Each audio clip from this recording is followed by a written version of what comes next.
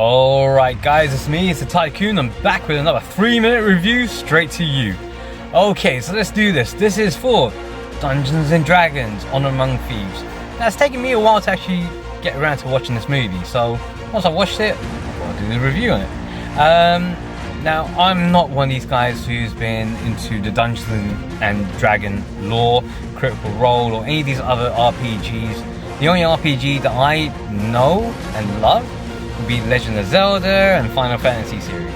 So, you know, that kind of stuff. That's my RPGs. But Dungeons and Dragons, what I knew about it was the 1980s animated series.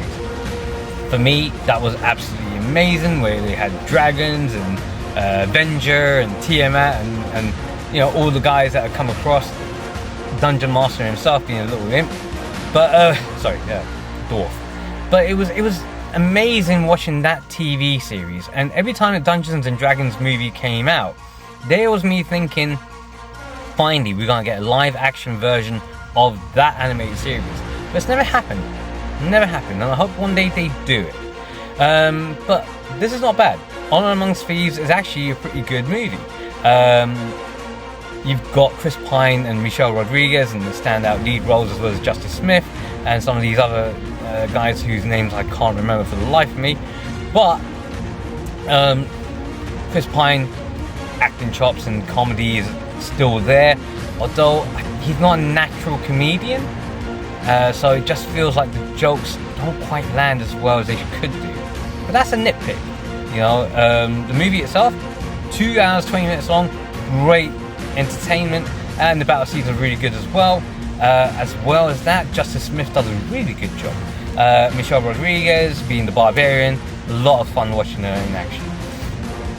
But the guy who stands out the most in this movie is Hugh Grant. He chews up every single scenery that he is in, every single scene that he's in is him. You know, and he's got it all, from the comedy side to the villainous role. He does it all. He does it so well. And I would strongly recommend that for 2 hours 20 minutes, if you've got a little bit of time in your hands, you can't go too far wrong. This movie was actually pretty good. Another sequel of this movie will be coming out, and I hope that one day they do the Dungeons and Dragons live action animated series.